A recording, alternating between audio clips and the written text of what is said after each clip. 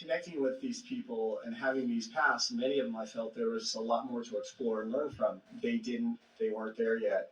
Was it correct for me to have those feelings towards that, or was that just something I'm making up in my mind in a sense? Well, it doesn't matter because you're making everything up in Sure. your mind and then the universe confirms it. Correct. True. So everything that you're living, you made up in your mind. And not only did you make it up in your mind, you practiced it. Mm-hmm. So the question that you want to ask is, but did I practice? That's why I practiced it. And we say, what difference does that make? The only question is, do I like it or not? And if you like it, keep practicing it. And if you don't, don't.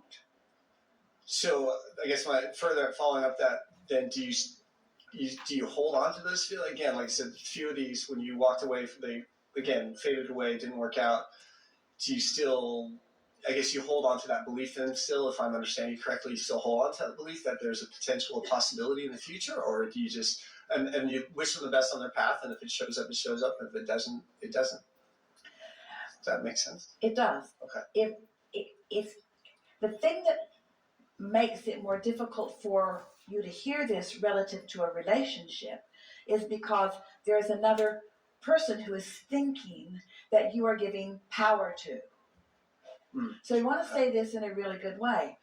The people that are coming to you in relationships have no power. Correct. Oh, you took that easier than we thought you would. Sorry. No, I agree with that. Yeah. What we mean is we want what you think they think to be irrelevant. We don't mean that we want you to be insensitive. We mean we want your desires to be so dominant and your willingness to align with your own desires to be so dominant that you find true compatibility. In other words, we're not talking about running over the top of people and getting what you want when they don't. We're talking about you defining what you want, lining up with it so significantly that you're offering a strong vibration about it, so that when law of attraction brings you the compatible one, it's someone that really is compatible. But right now, law of attraction is bringing you those who are really compatible because it's the vibration that you're offering, but you're not compatible with your own desire. Isn't that interesting? Mm-hmm. Everybody that comes to you is the perfect match. Sure. They give you exactly what you are outputting. Right. Not just a little bit. Okay.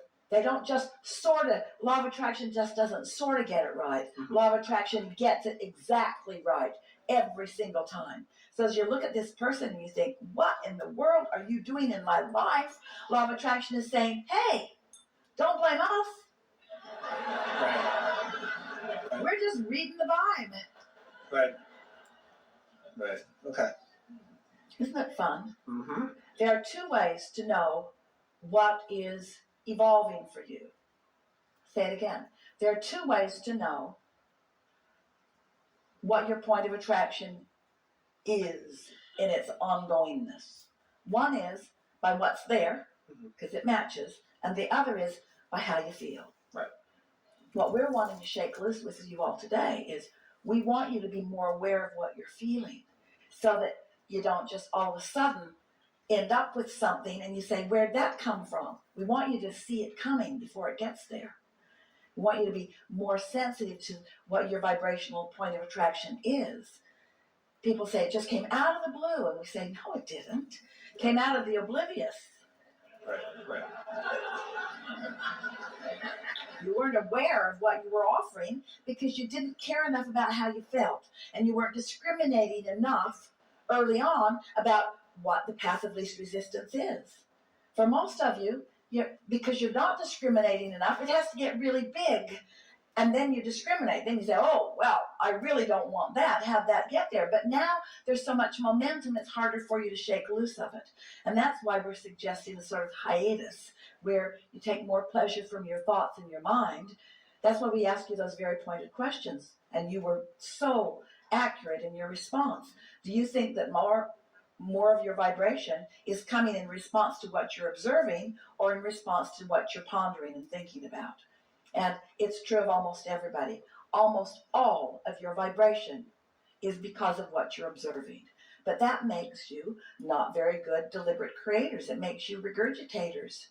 It makes you sort of conformists. It makes you continuing. That's why most things don't change very much for most people. Different places, different faces, but same old, same old, same old, which is sort of what you were describing. Mhm. Well, it's so fun when you get a handle on this and you start watching the clever antics of the universe at large responding to the precision of your clever, deliberate thought.